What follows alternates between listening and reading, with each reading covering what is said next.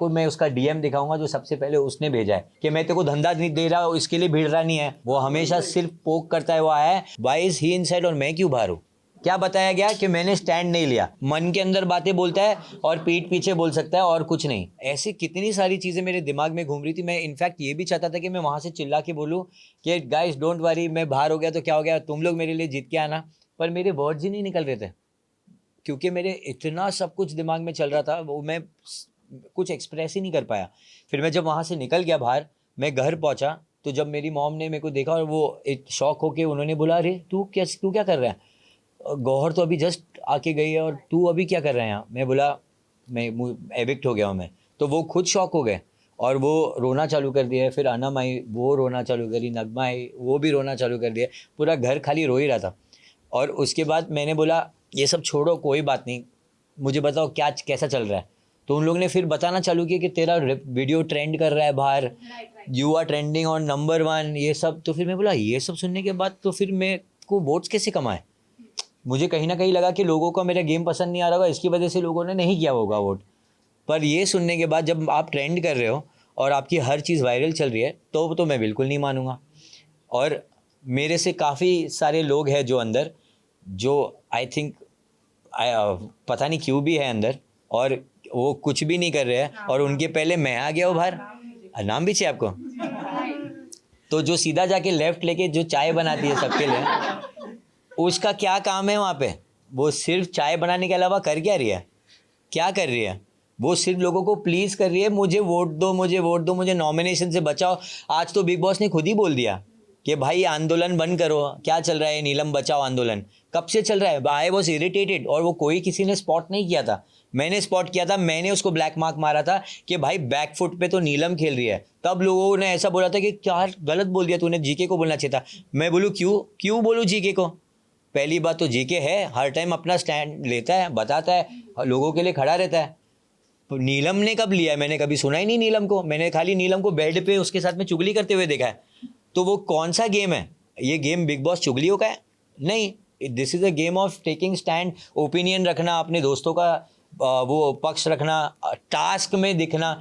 Task में नीलम ने बहुत अच्छा किया था, वो मैं मानूंगा, बट उसके अलावा देयर इज़ नथिंग। जीशान भाई बिस्तर पे सिर्फ 6 दिन से सो रहे थे, उनका भी कुछ गेम नहीं है। वो आते एक ऐसा बोल के कुछ चले जाते, उसके बाद कहाँ है? वो गेम में है ही नहीं। वाई इज़ ही इनसाइड और मैं क्यों बाहर हूँ? आपको मैं अभी नैरेटिव बताता हूँ इसका। क्या बताया गया कि मैंने स्टैंड नहीं लिया। फिर ये भी बोला गया कि स्टैंड लेने का मतलब जोर से चिल्लाना नहीं होता है, आप अपना स्टैंड नॉर्मली बोल के भी ले सकते हो। मानते हो बात? तो मैंने जब बोला बसीर को ये बात, जब कन्फ्रंट किया कि तूने क्यों बोला, तो सॉरी किसने बोला?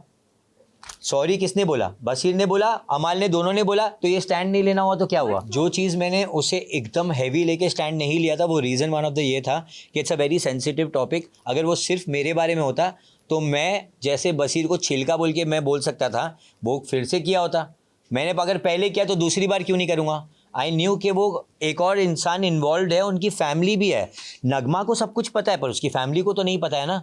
सो समवेयर मुझे ऐसा लग रहा था कि अरे यार उसकी फैमिली को वो किस तरीके से बताएगी कि ये फॉल्स है, ये एक्यूजेशन ही गलत है, ये वो। मेरे दिमाग में बहुत सारी बातें चल रही थी और मुझे कहीं ना कहीं पता है कि ये लोग सारे बहुत मैनिपुलेटिव है। वो कहीं ना कहीं घूम फिर के कुछ ना कुछ ऐसी बात दिखाएंगे कि वो अपनी बात मनवा लेंगे। सो आई ऑल्सो वॉज लाइक, अब मुझे यहाँ पर उसकी बात पता है, I can also say things. So I went out storming. फिर मेरे को ऐसा हुआ कि अगर मैं उसकी बात बता दूंगा तो मेरे और उसमें डिफरेंस क्या हुआ।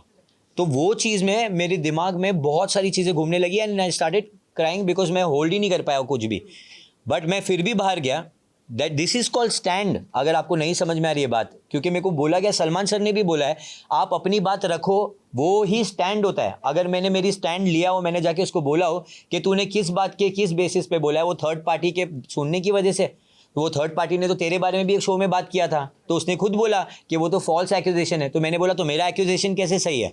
तब उसने रियलाइज़ किया वो बात और उसने बोला कि आई एम सॉरी भाई, जो भी बोल दिया है आप अकेले में आके बात कर सकते हैं। तो मैंने बोला ठीक है कर लेंगे, क्या है उसमें, कर बात। तो जब आया वो, मैंने उसको बोला see I know everything about you, मैंने कुछ नहीं बोला और मुझे मालूम है कि वो जो बात मेरे पास है उसकी वजह से तू डर गया है, क्योंकि वो कहीं ना कहीं सच है। नहीं तो Basir will never say sorry for anyone, ये मुझे पता है। अगर वो कोई भी ऐसी टाइप की फाइट है, वो कभी किसी को सॉरी नहीं बोलेगा। Somewhere he knows that he knows few things. उसकी वजह से उसने नहीं बोला and he wanted to sort things out that time. फिर धीरे धीरे उसने रियलाइज़ किया कि सॉरी बोला, तो मैं उसने वापस नैरेटिव सेट करना चालू किया कि भाई उसको मैंने सॉरी बोल दिया, उसने मुझे सॉरी नहीं बोला, ऐसा क्यों मैं बोलूँ, मैं गलत था ही नहीं। मैंने हमेशा बोला है कि मैं डेट नहीं कर रहा था, मैं नहीं कर रहा था। नगमा को ये बात पता है। I was only upset because उसकी फैमिली वाले क्या सोचेंगे, ये चीज़ पर मैं अपसेट था और कोई नहीं। मैं आपको अगर मेरे ऐसा कुछ है तो वो आपको मैं उसका डीएम दिखाऊंगा जो सबसे पहले उसने भेजा है, ये दिखाने के लिए। उसने बोला है कि मेरा कोई एक एल्बम था असीस कौर के साथ में जो नगमा और मैं थे, उसके अंदर वो वायरल चल रहा था 2019 में। उसने पहले मैसेज किया है कि भाई ऐसा कुछ बनाते हैं ना हम भी, अच्छा लगेगा। वो रोमांटिक वीडियो था असीस कौर के साथ, उसको ऐसा बनाना था, वो सार्कास्टिक वे में बोल रहा था कि अपन भी बनाते वायरल होएगा। मैंने बोला अरे क्यों नहीं करते हैं। वो हुआ। उसके बाद उसका मैनेजर ने कांटेक्ट किया, I made a collaboration reel, वो नहीं था अंदर बट विद समवन, और फिर मैंने स्टोरी मेंशन किया because it's a part of the deal.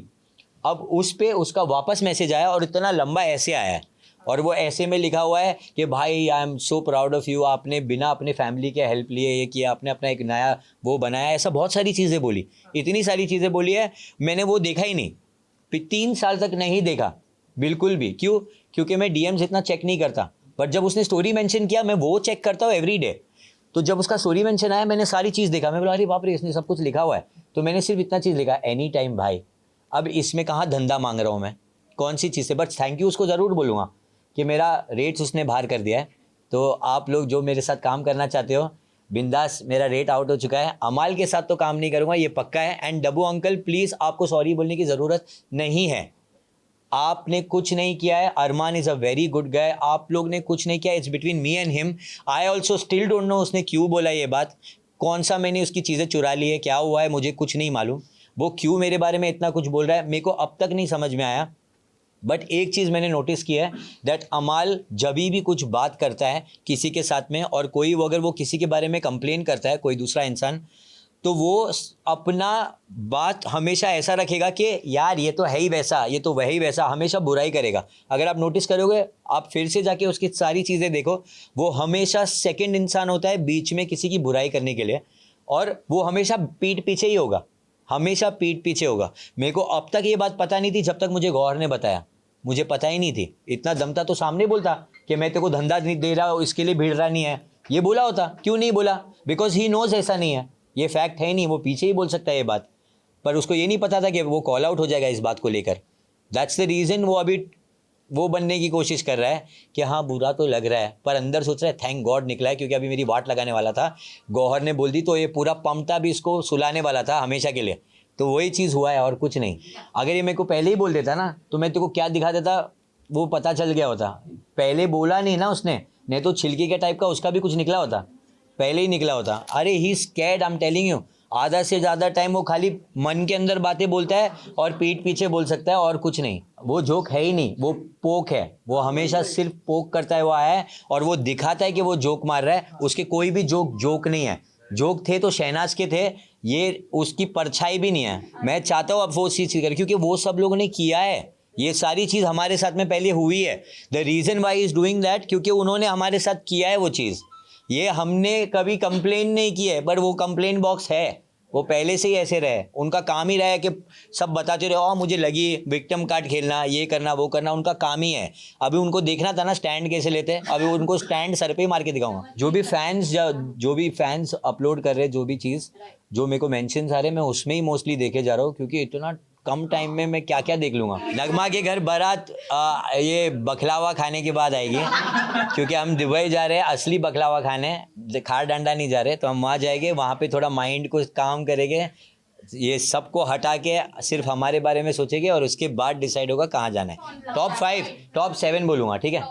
Top 7 देखो, इसको बायस्ड होना बोलते हैं और नहीं भी बोलते हैं।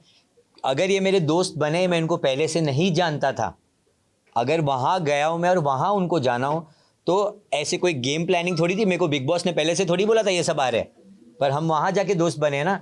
वो रीज़न ये है, दे ऑल आर गुड। सो बजाज, अशनूर, प्रणीत, मृदुल, गौरव, अभी न्यू एंट्री नेहल, और कुनी का मैम जो नई होकर भी है, कहीं ना कहीं उनके दिल में घंटी तो बजती है हमारे लिए, बहुत दिख के आ रहा है। So Kunika ma'am also, and I love Kunika ma'am. लोग उनकी रिस्पेक्ट क्यों नहीं करे मुझे पता नहीं, उनको ऐसा लग रहा है वो बहुत ऐसे कोई उनकी दोस्त है, बड़ी है, उनको बात करने का ढंग ही नहीं उनसे, क्या सीन है मुझे पता नहीं चलता है। बट जिस तरीके से कुनिका मैम कमबैक देती है, फ़ैन हूँ मैं।